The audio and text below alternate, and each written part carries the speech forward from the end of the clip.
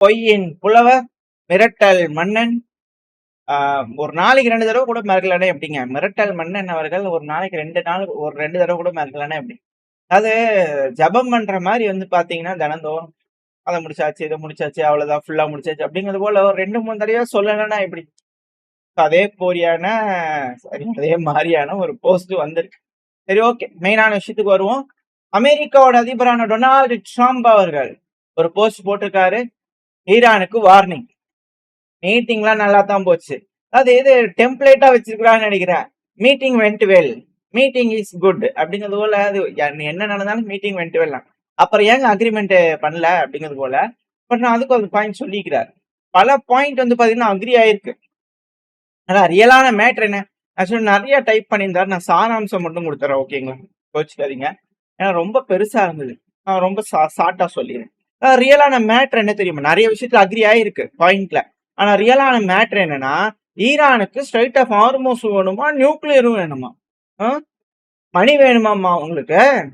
அதெல்லாம் முடியாது. அதனால ஸ்ட்ரைட் ஆஃப் ஹார்மோஸ்ல போறது எல்லாத்தையும் நான் பிளாக் பண்ண போறேன். Currently blocking all ship. எல்லா ஷிப் உள்ள போக கூடாது, வரக்கூடாது. பெருத்த அடி யாருக்கு விழுகும்? இந்தியா, சீனா. கேஸ லைட்டா அப்படியே அப்படியே அபேஸ் பண்ணிட்டு இருந்தோம். அதுக்கு வழியெல்லாம் போச்சு. ஸோ சைனாவுக்கும் இந்தியாவுக்கும் உள்ள போயிட்டு வெளியே வர்றதுக்கு வழி இல்லை. யாரும் போகாத, யாரும் வராத. ஏன்னா வர முடியல. அதனால சரிங்களா, உள்ள போறதுக்கு நட்பு நாடுகள் மட்டும் அலோவ் பண்ணிட்டு இருந்தாங்க. இப்ப அதுக்கு வழி இல்லை. அமெரிக்கா ஒரு பிளாக்கேடு, அங்க ஈரான் ஒரு பிளாக்கேடு. சரி, இப்போ எப்ப இது ஓபன் ஆகும் அப்படின்னா, ஒரு பாயிண்ட்ல வந்து பாத்தீங்கன்னா எல்லாமே உள்ள போயிட்டு எல்லாமே வெளியே வரும். அது போல ஒரு பாயிண்ட் வரும். அது வரைக்கும் பொறுங்க, யாரும் உள்ள போகாதீங்க. ஏன்னா ஈரான் இல்லீகலா டாக்ஸ் கலெக்ட் பண்ணிட்டு இருக்காங்க. அதெல்லாம் ஒருபோதும் அனுமதிக்க முடியாது. அதனால ஹார்மோஸா அன்பிளாக் பண்ணக்கூடிய வேலைகள்ல இறங்கியாச்சு. எங்களுக்கு கன்னி வெடிகள்ல எங்க மிதந்துட்டு இருக்குன்ற லொக்கேஷன் தெரியும். ஈரானுக்கே தெரியலையாமா. ஆனா நாங்க பார்த்திருக்கோம், நாங்க ரெடி பண்ண போறோம். ஏன்னா எங்க கிட்ட ஃபைனஸ்டான நேவி இருக்கு. ஆர்டர் கொடுத்துருக்கேன், அன்லாக் பண்ணு அப்படிங்கிறதோட ஆர்டர் கொடுத்தாச்சு. ஸோ அதனால ஈரான் ஏதாவது மிசைல ஏவுனன்னு வச்சுக்க, நரகம் போல இருக்கும் அடி. எல்லாம் திருப்பி லோடு பண்ணி எல்லாம் ரெடியா இருக்கு. நரகம் போல் பொழிஞ்சிரும் அப்படியே. நாங்க எல்லாத்தையும் அழைச்சிட்டோம், ரேடார் அழைச்சிட்டோம், அதை அழைச்சிட்டோம், இதை அழைச்சிட்டோம். அதெல்லாம் வழக்கம் போல. யாரோ ஒருத்தவங்க தூக்கத்துல டைப் பண்ணிட்டாங்க போல தெரியும். ஸ்பெல்லிங் கொஞ்சம் டவுட் ஆகி, அதாவது லீடர் எல்லாத்தையும் அழிச்சிட்டோம் அப்படின்னு சொல்லும் போது கொமேனி அவர்களை அழிச்சிட்டோம் அப்படின்னு சொன்னாங்க. ஏங்க என்னங்க, ஸ்பெல்லிங் தெரியுமா தெரியாதா? இல்லை என்ன இல்லையா? இவங்க யாரு மெயின்டைன் பண்றது அவரோட போஸ்ட் அப்படிங்கிற கேள்வி வந்திருக்கு. ஒரு நாட்டோட அதிபர், அதுவும் அமெரிக்காவோட அதிபர் போடும்போது கொஞ்சம் பார்த்து போட மாட்டாங்களா? கொமேனி அவர்கள் இறந்து 1989 இறந்துட்டார். அவரை அதுல வந்து பாத்தீங்கன்னா அப்படி ஒண்ணு போட்டிருக்காரு. For your understanding, thank you for your understanding sir president, follow maintain பண்ற அட்மினே அப்படிங்கிறதோட பல அனலிஸ்ட் வந்து பாத்தீங்கன்னா போட்டுக்கிறாங்க. புள்ளி லோடு லாக் ஆகி நிக்குது. பாத்துக்கங்க, ஈரான் அப்படிங்கிற மிரட்டி இருக்காங்க. ஈரான் வந்து ஈரானுக்கு வந்து பாத்தீங்கன்னா போஸ்ட்ல மிரட்டிட்டு இருக்கிறாங்க. ஆனா ஈரான் வந்து பாத்தீங்கன்னா நேற்றுக்கு என்ன செஞ்சிருக்காங்க, அதாவது என்ன சொன்னாங்க, பல நபர்களும் வந்து இவங்க அமெரிக்கானாலே வந்து பாத்தீங்கன்னா அப்பத்துல இருந்து இப்ப வரைக்கும் என்ன பேசுறாங்க, என்ன நடக்குது அப்படிங்கிறது தெரிஞ்சு அமெரிக்கா சொன்னது அப்படியே நம்பிடுறாங்க. நல்ல வேலை நான் அதை நம்பல. நம்ம சேனல்லயே அதை சொல்லல. ரிட்டர்ன் போயிட்டாங்களாமா அப்படிங்கிறதால நம்ம சொல்லியிருந்தோம். கொஞ்சம் ஏதோ நம்ம டீசெண்டா தப்பிச்சிட்டோம்னு நினைக்கிறேன். ஏன்னா வீடியோ ரிலீஸ் பண்ணிட்டாங்க ஈரான்.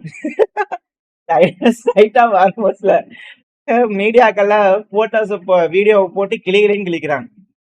என்ன ஆயிருக்குன்னா, ஒரு கப்பல், அந்த அனலிஸ்ட் சொன்னாருன்னு சொன்னல, ஆக்சுவலா அதை நான் டிலேவா போட்டுட்ட வீடியோவை, அதை நான் டீபோஸ்ட்ல போட்டிருக்கேன். அதை நான் தெளிவா சொல்லியிருப்பேன். இதோட ஸ்ட்ரைட் ஆஃப் ஹார்மோஸ்ல இம்பர்சனேட் பண்ணி வந்தாங்களாமா, வெளியே அனுப்பிட்டாங்களாமா அப்படிங்கிறதோட அந்த வீடியோ போட்டிருப்பேன். இப்போ வந்து பாத்தீங்கன்னா ஸ்ட்ரைட் ஆஃப் ஹார்மோஸ்ல வந்து பாத்தீங்கன்னா என்ன நடந்துச்சு அப்படிங்கிற வீடியோ பதிவுகளை விட்டுருக்காங்க ஈரான். அதாவது ஐஆர்சிஜி கார்ப் வந்து ஐஆர்ஜிசி ஈரானோட ரெவல்யூஷனரி கார்ட் கார்ப் வந்து பாத்தீங்கன்னா அமெரிக்காவோட நேவி புர்கே கிளாஸ் டெஸ்ட்ராயர் வந்த உடனே அது பிராங்கி பீட்டர்சன் அப்படிங்கிறது போல ஐடென்டிஃபை பண்ணிக்கிறாங்க. ஈரான் தம்பி நீ வந்துட்டு இருக்கிறது வந்து பாருன்னா கோர்ஸை மாத்திர ஆல்டர் பண்ணிடு, ரிஸ்க் ஆகி போயிடும், அப்புறம் பட்டன் அமுத்திடுவாங்க பசங்க, கேட்க மாட்டாங்க. அந்த லைனை தாண்டிட்டீங்கன்னா அமுக்கிடுவாங்க. அப்புறம் பேச்சுவார்த்தை போயிட்டு இருக்குது, அப்புறம் அடிச்சு போட்டோம்னா அப்புறம் கோச்சிக்க கூடாது. புரியுதா? ஓடி போயிரு மரியாதையா அப்படிங்கிறது போல இங்கிருந்து மிரட்டல் வந்தோடனே சரிங்க சார், அதான் நம்ம பார்க்கணும். சரிங்க சார் அப்படிங்கிற சொல்லிட்டு அப்படியே ஒரு யூ டர்னை போட்டு ஓடி போயிட்டாங்க. வீடியோ ஆதாரத்தோட வந்து பாத்தீங்கன்னா சொல்லிக்கிறாங்க, ஃபைனஸ்ட் நேவி, கிரேட்டஸ்ட் நேவி. சரிங்க சார் சொல்லிட்டு ரிட்டர்ன் போயிட்டீங்களே சார், ஆனா வந்து இது வேண்டாத ஒரு ஆபரேஷன், தேவையே இல்லை, போய் பார்ப்போம் என்ன செய்யறாங்க அப்படிங்கிறது போல ட்ரை பண்ணி பாத்துக்கிறாங்க. மிரட்டி அனுப்பி விட்டாங்க ஈரான் அப்படிங்கிற இந்த வீடியோ பதிவுல பார்க்க முடியுது. இல்ல என்னென்ன சொன்னாங்கப்பா, உள்ள போயிட்டாங்க வந்துட்டாங்க அப்படிங்கிறது போல. பரவாயில்ல, ஈரான் வந்து கண்ட்ரோல்ல தான் வச்சிருக்காங்க அப்படிங்கிற புரிஞ்சுக்கலாம். பட் நெருக்கமா வந்திருக்காங்க, அதாவது பேச்சுவார்த்தை நடந்துட்டு இருக்கு. ஈரான் மிரட்டல்கள் விடும்போது அவங்க வந்துட்டு இருந்திருக்காங்க, அதுக்கப்புறம் ஸ்டாப்பே ரிட்டர்ன் பண்ணிருக்காங்க. ஸோ அந்த கன்னி வெடிகளை வந்து பாத்தீங்கன்னா எந்தெந்த பகுதி என்ன ஒரு பார்ட் ஆஃப் தி ஏதாவது மேப் பண்ணலாம் அப்படிங்கிற சில அனுஷ்டனோட கருத்துக்கள். ஏன்னா இதுக்கப்புறம் நிறைய விஷயங்கள் இருக்கு. ஏன்னா ட்ரம்ப் அவர்கள் ஸ்ட்ரைட் ஆஃப் ஹார்மோஸை பிளாக் பண்ணின்னு சொன்னாங்க இல்லையா. அடுத்தது பாபெல் மண்டேல் ஸ்ட்ரைட்ல ஸ்ட்ரைட் ஆஃப் ஹார்மோஸை பிளாக் பண்ணா அங்க பிளாக் ஆகும் அப்படிங்கிற ரிசல்ட்ஸ் வர ஆரம்பிச்சிச்சு. என்னன்னா யூகேஎம்டிஓ, யூகேவோட மேரிடைம் ஆபரேஷன்ஸ் இருப்பாங்க இல்லையா, ஒரு வார்னிங் வந்திருக்கு. ஆர்ம்டு மென் ஒரு சின்ன போட்ல வந்து பாத்தீங்கன்னா 10 இருந்து 12 நபர்கள் ஒரு வெசலை வந்து பண்ண அப்ரோச் பண்ணிக்கிறாங்க. ஏய் வண்டி எங்க போகுது அப்படிங்கிற போல வண்டி எட்டு வந்திருக்கிறாங்க. யமன் பக்கத்துல, யமன் ஹவுதீஸ் அப்படிங்கிற போல குறிப்பிடப்படல. பட் சும்மா வந்து டச் பண்ணி பார்த்துட்டு விளையாடிட்டு போயிருக்கிறாங்க. அந்த பாபேல் மண்டல் ஸ்ட்ரைட்ல தம்பி பிளாக்கேடு ஓட்ட அப்படின்னா அப்புறம் அங்கிட்ட எந்த வண்டி போகாது பார்த்துட்டு அதுவும் பிளாக் ஆகி போயிரு அப்படிங்கிறது போல ஒரு மிரட்டலை ஈரான் வந்து பாத்தீங்கன்னா விட்டுருக்காங்களா அப்படின்ற கேள்விகள். ஏன்னா இந்த ஸ்ட்ரைட் ஆஃப் ஹார்மோஸை பொறுத்த வரைக்கும் முழுவதும் ஈரானோட கட்டுப்பாட்டுக்குள்ள இருக்கு, அதுல எந்த ஒரு மாற்றமும் இல்லை. ஏன்னா தொடர்ந்து ஆதாரபூர்வமா பேசிட்டு இருக்காங்க ஈரான். சும்மா வந்து பாருங்க போஸ்ட்ல பேசுற மாதிரி இல்ல. அவங்க சொன்னாங்க குஸ் குஸ்ன்னு கேட்டதாங்க, ஒரு இன்டெலிஜென்டா பேசுனது கேட்டு வந்தாங்க, அப்படிலாம் இல்ல. போட்டோஸ் வீடியோஸா கொடுத்துட்டாங்க. இப்ப திரும்பியும் ட்ரோன் ஆபரேட்டிவ், முன்னாடி மீடியாக்கள் சேஃபா நின்று வீடியோ பதிவு போடுறது போன பதிவுல பார்த்துருப்போம். இப்ப இந்த பதிவுல ஐஆர்ஜிசி நேவியோட ட்ரோனோட மானிட்டரிங்ல வந்து பாத்தீங்கன்னா சர்வேலன்ஸ்ல தான் கம்ப்ளீட்டா இந்த ஸ்ட்ரைட் ஆஃப் ஹார்மோஸ் இருக்கு அப்படிங்கிற வீடியோ பதிவுகளை விடுறாங்க. ஒரு கப்பல் இன்ச்சு நகர்ல, அப்படியேதான் நிக்குது, எல்லா வெசல்ஸும் அங்கேயேதான் நிக்குது. இதுல எல்லாத்துக்கும் மேல வந்து பாத்தீங்கன்னா ஈரானை தாக்குதல் பண்றதுக்கு, ஏன்னா ஸ்ட்ரைட் ஆஃப் ஹார்மோஸ் பேச்சுவார்த்தை தோல்வி அடைஞ்சிருக்கு. ஸோ ஸ்ட்ரைட் ஆஃப் ஹார்மோஸை நோக்கி இப்ப பேட்டில் வந்திருக்குன்னா லேண்டில் வந்து பாத்தீங்கன்னா ஏர் டாமினன்ஸை காட்டலாம் அப்படிங்கிற அமெரிக்கா ட்ரை பண்ணிக்கிறாங்க. அவங்களோட ஏர் டாமினன்ஸ் கம்ப்ளீட் ஃபெயிலியர் அப்படிங்கறத இந்த ஒரு 40 நாள்ல வந்து பாத்தீங்கன்னா வெட்ட வெளிச்சம் ஆயிருக்கு. கம்ப்ளீட் அமெரிக்காவோட ஃபெயிலியர், இது நம்ம ஃபர்ஸ்ட் டேவே சொல்லியாச்சு நம்ம சேனல்ல. இது ஃபெயிலியர் அமெரிக்காக்கு அப்படிங்கிற ஒரு நாள் 2 நாள் செய்ய முடியலன்னா அது கம்ப்ளீட் ஃபெயிலியர், அதெல்லாம் எந்த ஒரு யூஸும் இல்லை. அமெரிக்காவுக்கு எந்த ஒரு யூஸும் கிடைக்க போகல. ஏன்னா சும்மா அங்கிட்டு கொண்டு போய் குண்ட போர்ல என்ன கிடைக்க போகுது, ஒன்றும் கிடைக்காது. So complete failure. ஸோ இப்போ இந்த போர் ஒரு புது பரிமாணமா வந்து பாத்தீங்கன்னா நேவல் பேட்டிலா மாற ஆரம்பிச்சிருக்கு. ஸோ ஸ்ட்ரைட் ஆஃப் ஹார்மோஸை நோக்கி தான் இந்த பேட்டில் இருக்க போகுது. ஸோ இதுல வந்து பாத்தீங்கன்னா எல்லாரும் ப்ரிப்பேர் ஆயிட்டு இருக்காங்க. ட்ரம்ப் அவர் சொன்ன மாதிரி லாக் அண்ட் லோட் அப்படிங்கிறதோட சொன்னார் இல்லையா. ஸோ அதே போல அமெரிக்காவோட ஏர்ஃபோர்ஸ் போயிங் இருக்கும் இல்லையா, ஸோ ஸ்டாரோ டேங்கர், ஸோ அதுவா இருக்கட்டும், பிகாசிஸ் ஏர்கிராஃப்டா இருக்கட்டும், இது எல்லாமே பென்குனியான் ஏர்போர்ட்ல வந்து பாத்தீங்கன்னா இருக்கு, அதிகமா ஆயுதங்கள் எட்டு வந்திருக்கு அப்படிங்கிற சொல்லாங்க டெல் அவிவ் ஏர்போர்ட்லாம். ஸோ அதிகப்படியான உதவிகள் அப்படிங்கிறது அமெரிக்க தரப்பு இஸ்ரேலுக்கு வருது, எல்லாம் ரெடி ஆகிட்டு இருக்காங்க. ஒரு புது பரிணாம வளர்ச்சி இந்த போர் அடையிறதுக்கு வாய்ப்புகள் இருக்கு. ஸோ ஏர் பேட்டிலா கிரவுண்ட் பேட்டிலா அப்படிங்கிறது அடுத்த நாட்கள்ல தெரிய வரும். இந்த பதிவு நீங்க கேட்கும்போது கூட ஏதோ ஒரு ஆரம்பிச்சிருந்தாலும் ஆச்சரியப்படுறதுக்குல. இதுல என்ன ஒரு வேடிக்கை அப்படின்னா, நிப்பாட்டி வச்சிருந்த பிரின்ஸ் சுல்தான் ஏர்பேஸ நிப்பாட்டி வச்சிருந்த இருக்கக்கூடிய அமெரிக்காவோட ஒரு ஸ்டாரோ டேங்கர் KC-135R, இந்த ஒஹாயோ ஏர் நேஷனல் கார்டை சேர்ந்த ஒரு ஸ்டாரோ டேங்கர். ஸோ அந்த விமானம் வந்து பாத்தீங்கன்னா பிரின்ஸ் சுல்தான் பேஸ நிப்பாட்டி வச்சிருக்கும் போது ஈரானோட மிசைல் ஸ்ட்ரைக் பண்ணியிருக்கு. இப்போ அது ராயல் ஏர்ஃபோர்ஸ் இருக்கும் இல்லையா, ஸோ அங்க வந்து ரிப்பேருக்காக போயிருக்கு, செய்ய முடியல அப்படிங்கிறது போல அமெரிக்காவுக்கு கும்மா விட்டு போட்டு போயிருக்காங்க. அந்த விமானத்துக்கு பாத்தீங்க அப்படின்னா அது வீடியோ பதிவு வேற போட்டாங்க. பேட்ச் ஒர்க் அப்படிங்கிறது போல ஒரு படத்துல ஒரு காமெடி வருப்பா, ஒரு பில்டிங் ஃபுல்லாவே வந்து பாத்தீங்கன்னா பேட்ச் ஒர்க்கா இருக்கும், ஒரு அபார்ட்மெண்ட். நல்ல ஒரு படம், பேர் சொல்ல முடியாது அந்த ஒரு காலத்துல யோகி பாபா அவர்கள்ட்ட சொல்லுவார்ல பேட்ச் ஒர்க்கு அப்படிங்கிறது போல. அந்த விமானத்துல ஃபுல்லாவே பேட்ச் ஒர்க் தான்.